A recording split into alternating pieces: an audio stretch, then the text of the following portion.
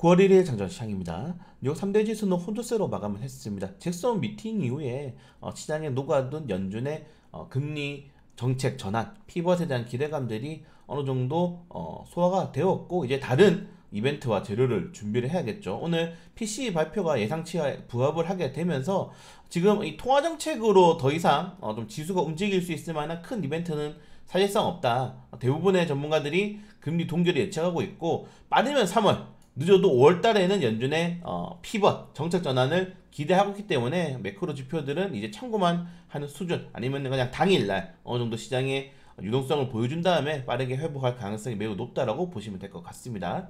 자, 우리나라 증시가 중요하죠. 왜냐면은 9월 달에 이제 CFD 차익 결제 거래가 다시 한 번 더 도입이 됩니다. 물론 메리츠, 교보, 유진, 유안타 빅 증권사는 아니죠. 뭐 여기에 키움이라든가 KB, 삼성이 붙어야 되는데 아직 미정이고 일단은 이렇게 기업들이 CFD 거래를 다시 한번 더 재개를 하게 되면서 시장 유동성이 추가적으로 공급될 수 있다는 것은 좀 긍정적인 재료로 보시면 될 것 같습니다. 그래서 이제 두 가지죠. 9월 달에 정말 중요한 게 CFD로 인한 유동성이 확보가 될 것이냐, 그리고 정말 중요한 2차전지 이 인버스 ETF, 이 인버스 ETF가 또 옵션 만기일 다음 날 합니다. 예, 시작을. 그렇기 때문에 2차전지에 대한 부담감이 굉장히 커져 있는 상황이다. 어떻게 좀 그것들을 소화할 건지 확인할 필요가 있다. 그래서 9월 달에 중요한 포인트는 두 개라는 점 확인하시면 될 것 같고, 그리고 제외하고는 뭐 오늘은 국채 금리는 떨어졌는데 또 달러는 올라가고, 그러니까 지금 시장이 진짜 이상하거든요. 우리가 흔히 말해서 뭐 주식 뭐 책으로 배우시는 분도 있고 유튜브로 배우시는 분도 있잖아요. 그런 모든 상식이 뒤집히는 시장이고, 이제 뉴노멀 새로운 시대에 접근해야 되기 때문에 정말 좀 이런 매크로 지표들의 더욱더 좀 증시에 영향을 주는 영향이 작아지고 있지 않나 라고 생각이 됩니다. 해석하기에 따라 다른 의미이기 때문이죠. 그래서 확인하시면 될 것 같고, 오늘 좀 이제 에너지 관련 테마에서 말씀을 드리고 싶은데, 지금 이 브릭스가 브릭스가 우리 이제 새 통화 결제를 우리도 만들 수 있다. 지금 유로존, 유럽연 너희도 좀 유로화 만들어서 잘 쓰고 있잖아. 우리도 지금 이 브릭스 새 통화 결제에서 우리 뭐 지금 곡물이라든가 이런 뭐 석유, 에너지, 지금 이 브릭스 국가들이 대부분 엄청나게 지금 자원 부국들이죠.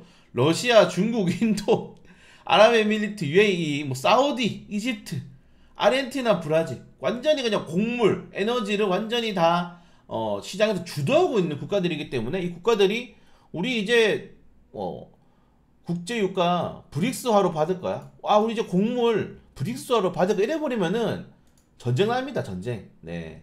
지금 러시아도 지금 보시는 것처럼 튀르키야 논의해서 곡물 협정 다르게 좀 준비해 볼게 이런 식으로 지금 계속적으로 에너지라든가 이런 원자재를 가지고 얘기를 하고 있는 게 굉장히 부담스럽다. 네, 그래서 지금 벌써 이렇게 지금 이 통화 관련돼서 이야기가 나오고 있기 때문에 시장이 또 급격하게 변할 수 있다는 점. 그래서 오늘은 에너지 관련 테마주로 밑에 조금 준비를 해놨습니다. 그래서 에너지 관련된 자립도가 우리나라 굉장히 낮기 때문에 부담스럽다. 네, 이런 것들이 확인하시면 될 것 같고, 그걸 제외하고는 자, 우리나라 사람들 돈이 없다고 하더니 2분기 카드 해외 사용료가 무려 46억 6조 원이 넘습니다.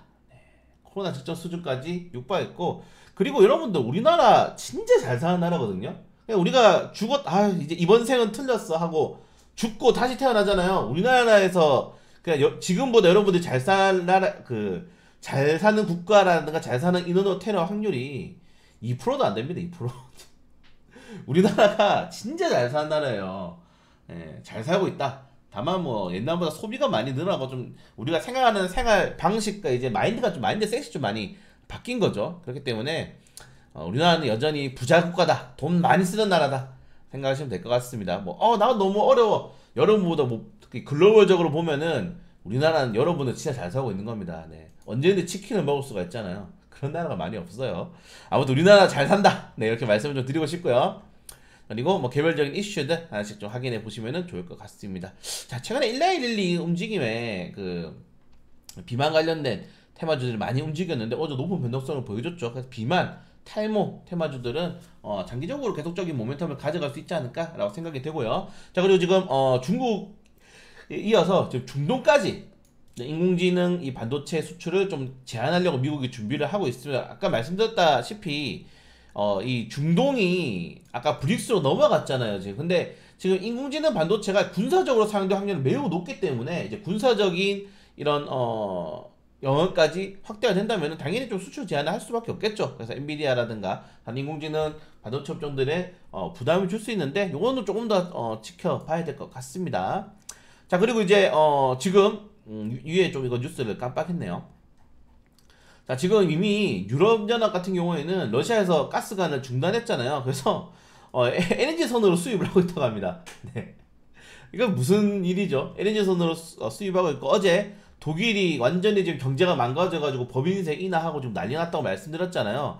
그래서 지금 유럽연합에서 해상 풍력을, 그러니까 풍력을 자기들끼리 연결해가지고 하이브리드 해상 이 풍력 시스템을 만드는 겁니다. 그러니까 전세 그 유럽연합에다가 풍력 시스템을 아예 만들어서 그냥 에너지를 계속적으로 돌리겠다는 거예요. 부족할 때마다. 네, 굉장히 좀 신기한 그 생각이죠. 보시는 것처럼 이렇게 풍력 에너지를 돌려버리겠다는 겁니다. 완전히 국가적으로 이렇게.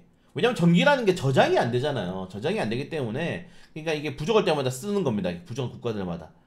그래서 이 해상 풍력이라든가 풍력 발전된 국내 기업들이 반세액을 충분히 받을 수 있다라는 뉴스가 나오고 있다. 그래서 풍력 관련된 테마주들 우리 어제 뭐 LS전선 아시아 공략했잖아요. 또 들어가도 될 것 같아.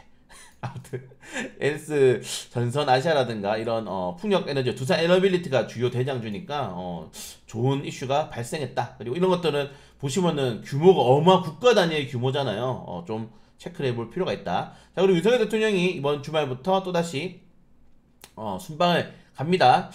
위에 말씀드린 것처럼 이제 에너지 자립도가 굉장히 낮기 때문에 우리나라는 원전이 필수적이에요. 그래서 소형 모듈 원자로는 계속적으로 주목도가 올라갈 수밖에 없지 않나. 다만 총선 이유다. 요거 너무 많이 설명해 드려서 이제 그만 설명드리겠습니다. 총선 이후에 본격적인 이 시세가 나올 가능성이 크다는 점들 확인하시면 될 것 같고, 오늘 개별적인 이슈들 하나씩 좀 체크를 해주시면 좋을 것 같습니다.